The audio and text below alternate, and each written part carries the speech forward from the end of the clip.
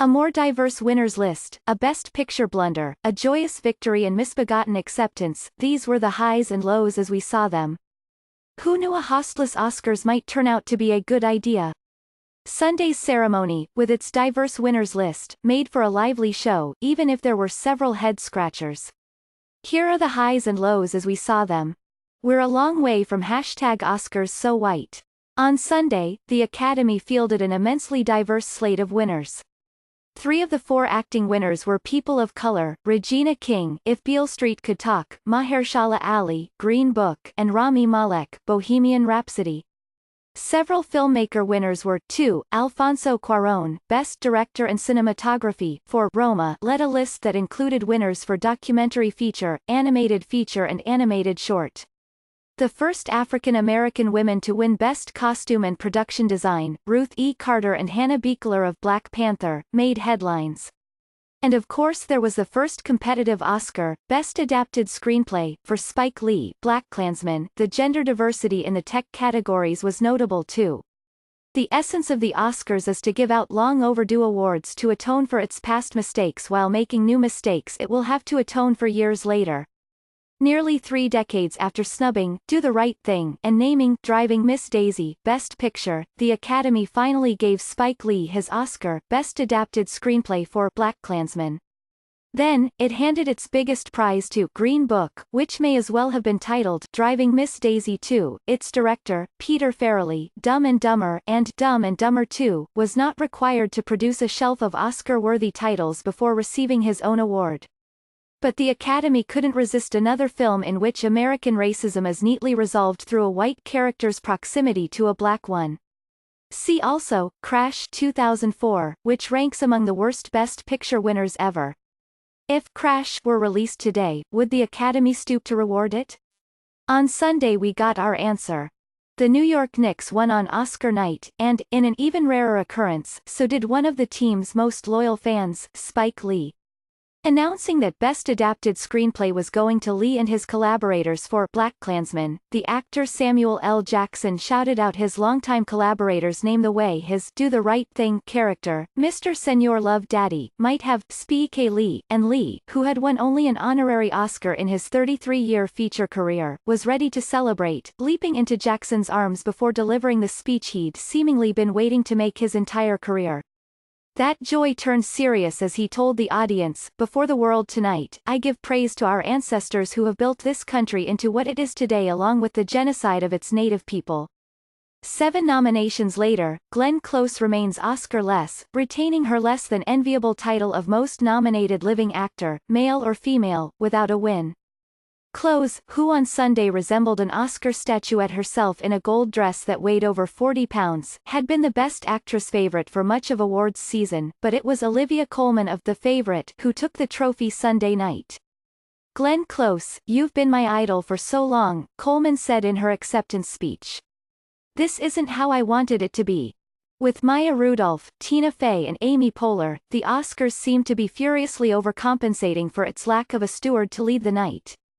Here we had not 1, not 2, but 3 of Hollywood's most beloved mascots, breezily cosplaying as hosts, reeling through the jokes they might have made had they agreed to the gig. It was the perfect opener to this CliffsNotes version of the traditional Oscars slog. Oscar hosts don't get much respect. At best, they serve up some questionable choices for us to pick apart from our couches. But these women showed us what we were missing. When they exited the stage, they left a void. Without a host to guide the writer's room, the banter doled out to presenters can feel a bit aimless. Trust Awkwafina and John Mulaney to make so much of their time presenting 2 short films that viewers at home were surely asking, why didn't they host? From the nerves they cutely faked to the surprise they evidenced when, yes, they got to present a second category. Let this be considered their audition tape for next year. The radioactive nature of this year's show gave the Academy an excuse to extend its presenters list beyond the typical Hollywood crowd. The Best Picture introductions played more like Time 100 essays, Serena Williams on A Star is Born, the chef Jose Andres on Roma, Representative John Lewis on Green Book. These unexpected crossover appearances were the closest the show itself came to surprise. But trying to puzzle out the logic behind the pairings, Williams is also a star. only emphasized how hard the Academy seemed to be working to avoid making any kind of statement. What this year's Oscars really wanted to say was that it had nothing to say. A treacherous traverse in the days of Joan Rivers spilling out her meanie opinions, the red carpet has been unexpectedly transformed lately, vaguely in tandem with the entertainment industry itself, into a surprisingly diverse and welcoming place. In the internet era, Elizabeth Saltzman, a celebrity stylist, said everyone may be a critic. Yet an overdue tonal shift has taken hold at the Oscars, one that dials down the negative voices, possibly in recognition of adjustments that took decades to achieve. Things have changed with the hashtag #MeToo moment, said Carla Welch, another seasoned Hollywood stylist. There's a lot more freedom, a lot more politics in the styling. It's not only about the money or the glamour of the dress. So, it turns out that Kevin Hart, who dropped out as host, did show up for the beginning of the Oscars after all. A clip of the actor in Night School was one of a collection of odd choices for an early montage celebrating the year in film.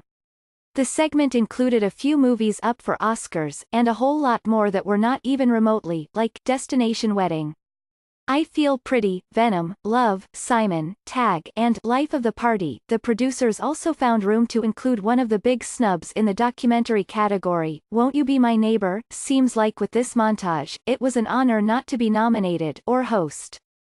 Much of the A Star Is Born creation story revolves around Bradley Cooper's transformation into a professional musician to play the grizzled rocker Jackson Maine. Performing live on stage with a real professional musician, Lady Gaga, his co-star, reveals that narrative to be a wee bit stretched. She is a powerhouse. He is also there. How easily her ally eclipses his Jackson. Credit where it's due to Cooper, he cast a woman who would overshadow him not just in the plot of the film but in its meta-narrative, too. Watching her become an actor was always going to be more interesting than watching Cooper try to sing. Remember when, to shorten the telecast, the Academy was going to hand out 4 awards during commercial breaks and then reversed itself after just about every member seemed to protest? Makeup and hairstyling was one of those categories, and boy, cutting that from the live show looks like a pretty good idea now. The winners, Greg Canham, Kate Biscoe and Patricia Dehaney for Vice, couldn't decide who should talk first and had trouble reading what they had prepared. The fumbled thank yous continued as the orchestra tried to play them off. Finally the microphone cut out. Whoever was responsible for that, thank you.